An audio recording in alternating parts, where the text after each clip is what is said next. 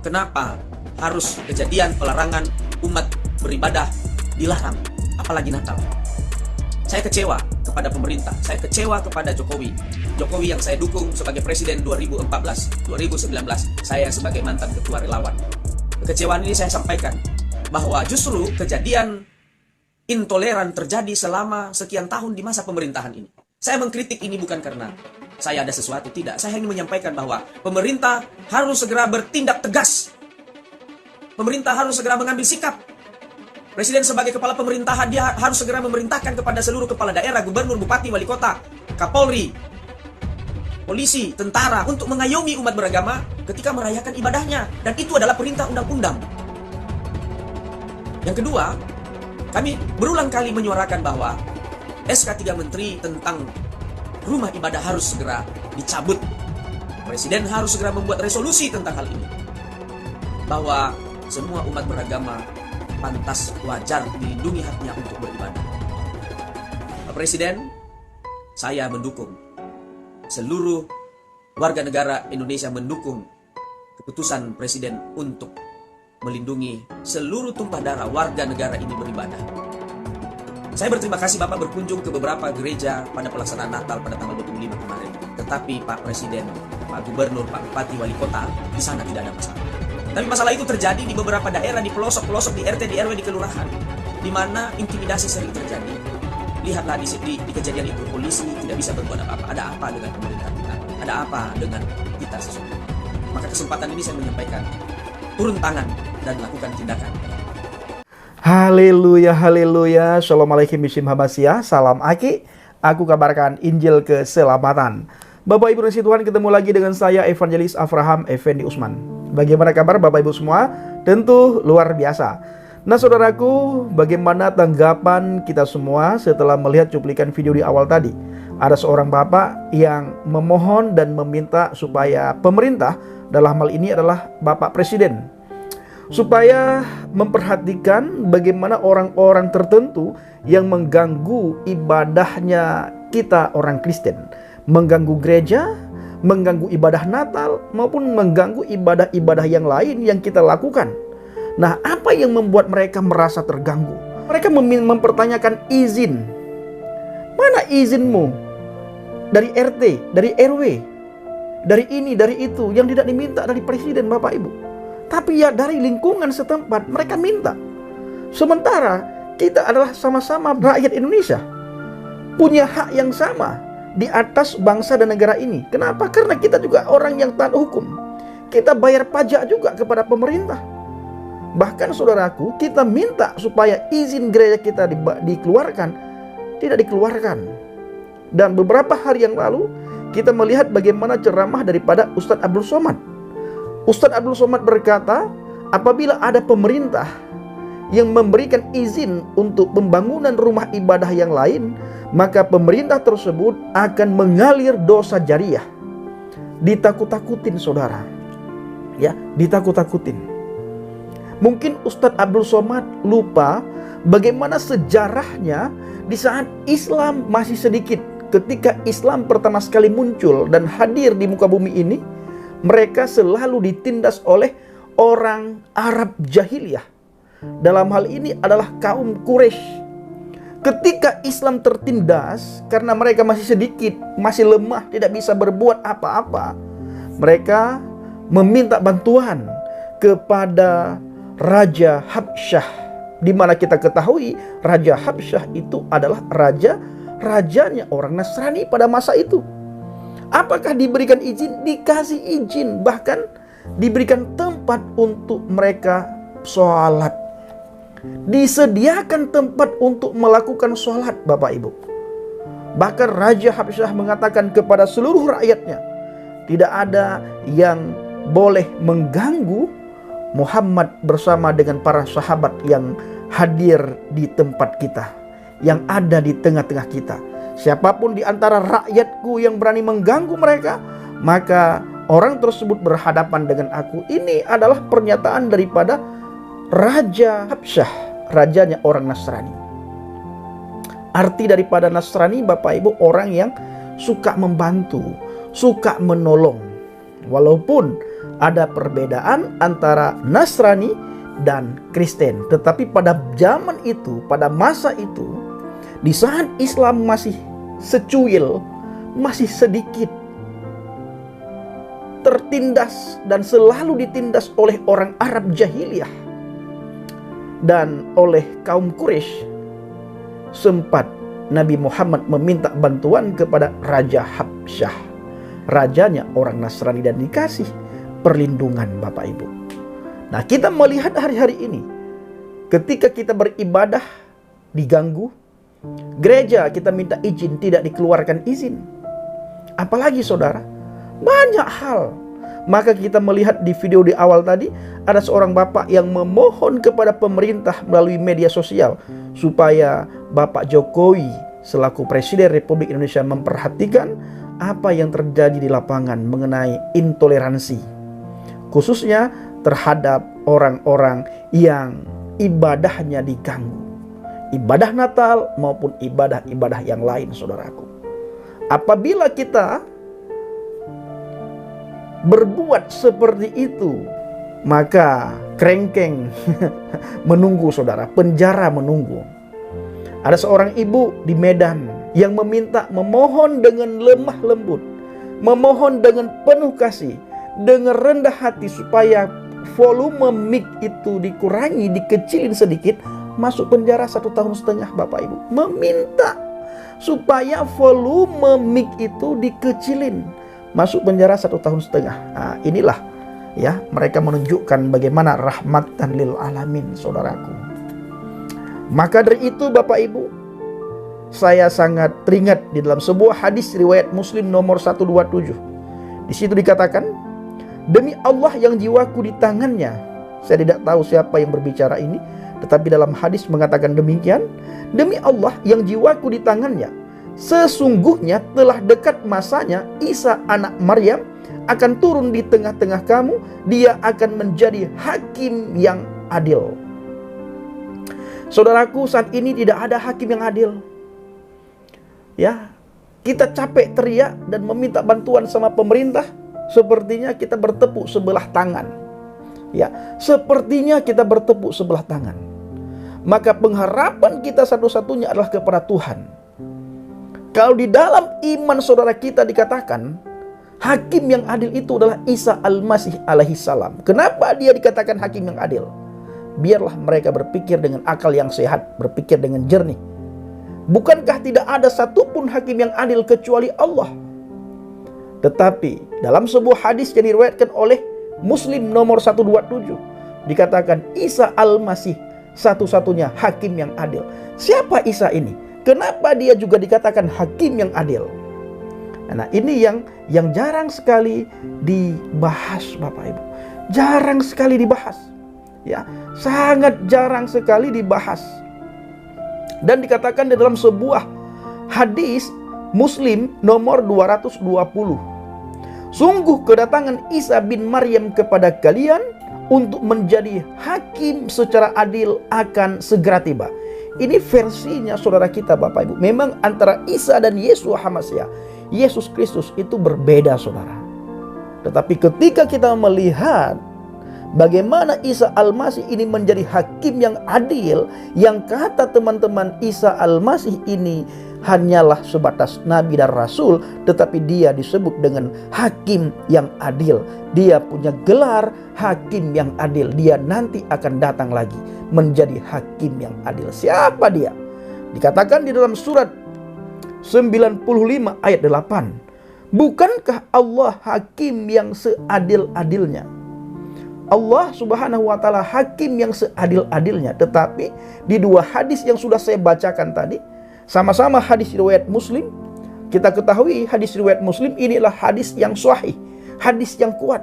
Digambarkan, diceritakan, diterangkan bahwa Isa Al-Masih itu adalah hakim yang adil. Di dalam 2 Korintus 5 ayat 10, Bapak Ibu, di situ dikatakan, ini iman Kristen kalau tadi adalah iman saudara kita. Sebab kita semua harus menghadap tahta pengadilan Kristus, pengadilan Hamasyah, supaya setiap orang memperoleh apa yang patut diterimanya sesuai dengan yang dilakukannya dalam hidupnya ini, baik ataupun jahat. Kita nantinya diminta pertanggungjawaban ketika kita berhadapan dengan hakim yang adil. Di Alkitab dikatakan Yeshua HaMasiah, Yesus Kristus. Apapun yang kita lakukan, yang kita ucapkan, kita harus siap mempertanggungjawabkan di hadapan Kristus nantinya, Bapak Ibu. Nah, Dia yang akan mengadili umat manusia. Bagaimana nasib mereka yang menghina, mencemooh, mencaci maki, mengolok-ngolok Dia, saudaraku, masa di dunia ini? Kemana mereka pergi? Kepada siapa mereka mengadu? Apakah ada pribadi yang lain yang bisa memberikan syafaat kepada mereka? Kita tidak tahu. Yang jelas, Yesus Kristus hakim yang adil akan mengadili seluruh umat manusia. Apalagi orang-orang yang menghina, mengolok, mencaci maki, mencemooh Dia, saudara, akan berhadapan dengan Dia dan nantinya tidak bisa berbuat apapun. Tidak ada sogok menyogok, tidak bisa mengelak, tidak bisa sembunyi, dan tidak bisa lari daripada hakim yang maha adil, yaitu Yesus Kristus, Bapak Ibu. Apa yang akan terjadi? Penyesalan, tangisan. Kita melihat bagaimana orang-orang menangis, teriak, minta tolong, minta ampun, tetapi waktu sudah terlambat. Perbaiki selama masih di dunia ini diberikan kesempatan untuk hidup, ya, untuk memperbaiki, bertobat, terima Dia sebagai Tuhan dan Juru Selamat. Kalaupun Anda tidak terima Dia sebagai Tuhan dan Juru Selamat, setidaknya Anda tidak mengolok-ngolok Dia, Anda tidak menghina, mencaci maki, mencemooh Dia. Bayangkan, saudara, apa yang bisa kita lakukan ketika kita berada di dunia ini? Tidak bisa, Bapak Ibu.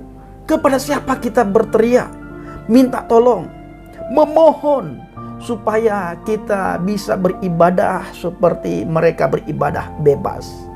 Bebas bangun musola, bebas bangun masjid. Ini juga yang kita harapkan, bebas kita bangun tempat ibadah, karena di situ kita memuji, memuliakan, meninggikan Tuhan, mengagungkan kebesaran Tuhan, mengagungkan kemuliaan Tuhan. Di situ kita membaca firman Tuhan. Tempat orang-orang kudus berkumpul. Tempat kita orang yang percaya beriman berkumpul di gedung gereja. Kita membahas satu sama lain, saling menguatkan, saling mengasihi. Kita bisa membuat orang-orang yang ada di dalam gereja itu aman, nyaman, dan imannya semakin hari semakin dekat dengan Tuhan. Tetapi Bapak Ibu, sulit sekali kita untuk meminta izin gereja. Maka beberapa hari yang lalu, kejadian di daerah di mana ada gereja GPDI. Mereka lagi beribadah, datang segerombolan bapak-bapak berpeci.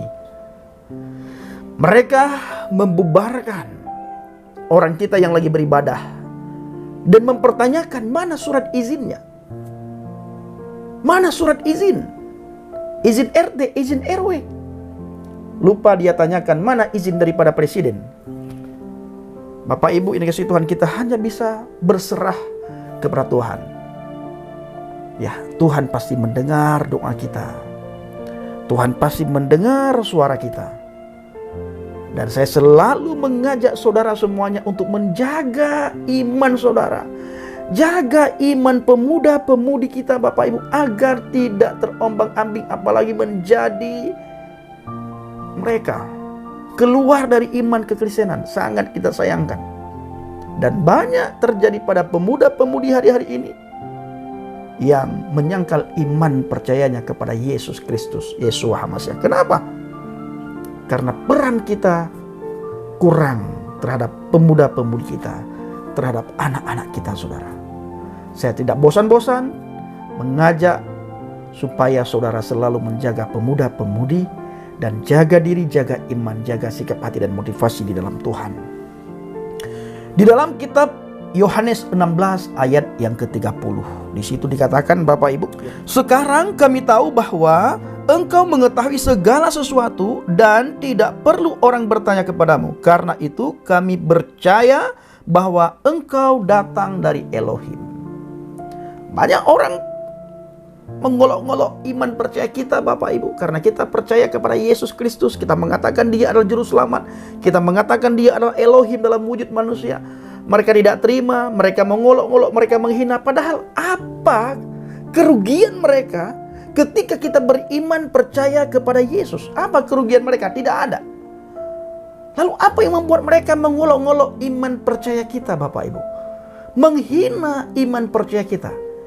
Ini yang harus mereka pikirkan, renungkan, introspeksi. Kenapa aku membenci orang Kristen, padahal orang Kristen menyembah Tuhannya, beribadah di rumahnya, bangun gereja tidak meminta-minta sama masyarakat, hanya meminta-minta kepada jemaatnya. Kenapa aku benci? Kenapa aku harus ganggu ibadah mereka? Ini yang harus dipikirkan. Dan ini tugas kita Bapak Ibu, supaya kita memperkenalkan dia yang datang dari Elohim, yang datang dari Tuhan, perkataan yang telah menjadi daging, diam di antara kita. Ini yang harus kita beritakan kepada mereka supaya hidup, tidak lagi hidup dalam kegelapan. Ketika seseorang menerima dia sebagai Tuhan dan Juru Selamat, hatinya, pikirannya, seluruh anggota tubuhnya bercahaya. Karena firman Tuhan itulah nurun linnas, cahaya bagi umat manusia. Ya, firman Tuhan yang kita imani adalah nurun linnas, cahaya bagi manusia. Dia satu-satunya pribadi yang datang langsung dari surga. Maka dikatakan dalam Injil Yohanes 16 ayat yang ke-30, sekarang kami tahu bahwa engkau mengetahui segala sesuatu dan tidak perlu orang bertanya kepadamu. Segala sesuatu Yesus tahu. Kenapa? Karena dia datang dari surga. Siapa yang datang dari surga? Tuhan. Tidak ada satu orang pun yang datang dari surga selain Tuhan. Maka kita harus percaya kepada dia, dan dia satu-satunya yang bisa membawa kita ke surga. Kenapa? Karena dia datang dari surga. Seandainya dia datang dari dunia ini, tidak mungkin dia bisa membawa kita ke surga. Tapi karena dia datang dari surga, maka dia satu-satunya pribadi yang tahu jalan menuju ke surga. Dan dia satu-satunya pribadi yang mengatakan, aku tahu segala sesuatu. Dia tahu segala sesuatu Bapak Ibu. Kenapa? Karena dia Tuhan. Ya, dia Tuhan yang kelihatan dalam wujud, dalam pribadi Adonai Yeshua HaMashiach. Seandainya Yeshua HaMashiach tidak ada, Yesus Kristus tidak ada, saudaraku, tidak ada bedanya mungkin kita dengan mereka. Kita tidak mengenal Tuhan. Ya, kita tidak mengenal Tuhan. Kita hanya mengenal Tuhan dari cerita-cerita orang dahulu. Tapi karena dia hadir, maka kita bisa mengenal dia. Betapa istimewanya kita, saudara. Maka jangan pernah saudara menyangkal iman percaya saudara kepada Yesus. Di luar dia tidak ada keselamatan. Ya, lihat kata Injil Yohanes 16 ayat yang ke-30. Sekarang kami tahu bahwa engkau mengetahui segala sesuatu dan tidak perlu orang bertanya kepadamu. Kenapa? Karena itu kami percaya bahwa engkau datang dari Elohim. Siapa sih yang datang dari Tuhan? Hanya dia Bapak Ibu. Maka dalam Injil Yohanes yang pertama, apa kata Injil Yohanes yang pertama Bapak Ibu? Saya akan bacakan ya. Pada mulanya adalah firman. Firman itu bersama-sama dengan Elohim, dan firman itu adalah Elohim. Haleluya. Kiranya video singkat ini menjadi berkat bagi kita semuanya. Assalamualaikum Bishim HaMashiach. Salam Aki. Aku kabarkan Injil keselamatan. Bapak Yahweh Bishim Adonai Yeshua HaMashiach. Waruah Hakodes memberkati kita semua. Haleluya. Amin. Salam Mortadin. Saya mengucapkan terima kasih kepada Bapak Ibu yang selalu mendukung penginjilan Habaget, baik melalui doa, dana, motivasi maupun support saudara. Terus dukung dalam doa dan bawa Habaget dalam doa syafaat saudara, agar melalui pelayanan kita banyak orang di luar sana yang haus akan kebenaran, yang lapar dan haus akan firman Tuhan. Mereka bisa menemukan Yesus Kristus, karena hanya melalui dia satu-satunya jalan bisa kita masuk surga. Di luar dia tidak bisa. Terima kasih.